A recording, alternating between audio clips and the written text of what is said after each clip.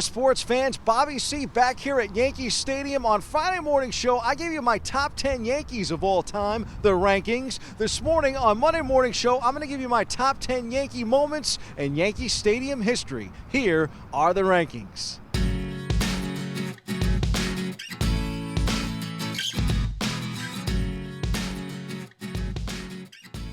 Coming in at number 10, April 19th, 1923. That's the date the original Yankee Stadium opens, the house that Ruth built.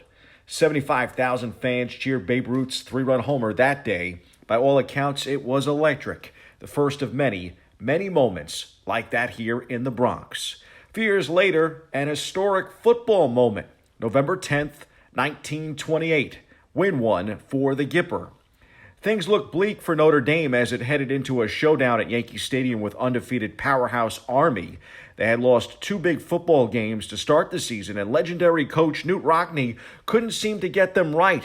Still, the team played to a scoreless halftime tie in front of 78,000 fans. Rockne spoke to the team at halftime, rallying them to a 12-6 win. Legend has it that Rockne told his players that he was at the bedside of dying Irish star George Gipp, who shined in games against Army in 1919 and 1920, but died after the 1920 season. Gipp, in a monologue made famous by Ronald Reagan, supposedly told Rockne, "When the team is up against it and the breaks are beating the boys, tell them to go out and win one just for the GIPPER." Here's number 8 on my list of all-time Yankee moments from Yankee Stadium. Maybe the greatest boxer of all time. On June 22nd, 1938, Joe Louis beats Max Schmeling. Heavyweight boxing champ Joe Brown Bomber Louis would make quick work of Hitler favorite Max Schmeling. The rematch was over in just 124 seconds. If Louis isn't the best, this next boxer probably is, and he too fought at Yankee Stadium. September 28th, 1976, Muhammad Ali beats Ken Norton. Norton went toe-to-toe with Ali for 15 grueling rounds. He lost by a controversial decision still debated by boxing fans. In at number 6, Roger Maris bests the Babe, hits 61 on October 1st, 1961. Maris hit his 61st homer in the fourth inning of the last game of the season in front of 23,154 fans at Yankee Stadium. He hit the homer off Boston rookie Tracy Stallard. Those moments came from the original Yankee Stadium, but this one comes from the new ballpark, or at this point, the newer ballpark. The Yankees celebrated opening the new one across the street in 2009 in a big way. The 2009 World Series showcased the Pinstripers and the Philadelphia Phillies. The Yanks would go on to win in 6 games, a route to their 27th World Series title. The victory came at the new ballpark with World Series MVP Hideki Matsui leading the way in a rematch of the 1950 World Series.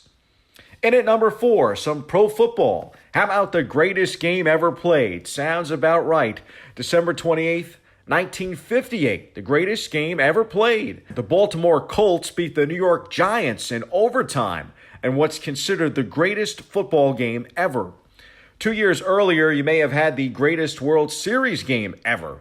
October 8th, 1956. Don Larsen is perfect in the Fall Classic. It didn't bother Don Larsen that most people remember him for one amazing day. The late, great Larsen is still the only pitcher to throw a perfect game in the World Series, and the image of catcher Yogi Berra jumping into his arms is legendary.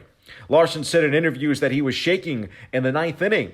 "They can never break my record," he once said. "The best they can do is tie it."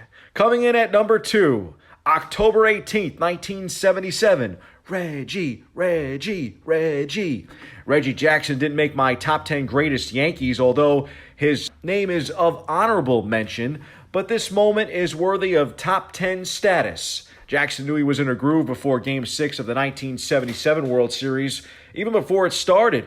He said, "I remember that I had an unbelievable batting practice that night," he told reporters years later. "I remember during the batting practice that lasted 5 minutes, I must have taken 60 to 70 swings, and I hit 35 to 40 of them out, all to right center. I couldn't miss. I got out of the cage, and I got a standing ovation." Jackson was told the Dodgers were likely to pitch him inside, and he was ready. His first at-bat was a 4-pitch walk. His other 3 at-bats were homers to help the Yanks clinch the World Series. A superstar moment. Speaking of superstars, he may have ranked second on my all-time Yanks list to Babe Ruth, but his Gettysburg Address of baseball ranks number one in the all-time moments and in stadium lore. July 4th, 1939, Lou Gehrig's speech, his farewell speech. Between doubleheader games against the Washington Senators, Gehrig gave his luckiest man on the face of the earth speech. People were crying all over the ballpark. In its coverage the following day, the New York Times said it was perhaps as colorful and dramatic a pageant as ever was enacted on a baseball field, as 61,808 fans thundered a hail and a farewell to Lou Gehrig. The Yankees retired Gehrig's uniform number 4, making him the first player in Major League Baseball history to be accorded that honor. Agree? Disagree? Share your list with us. That's your look at sports. I'm Bobby C.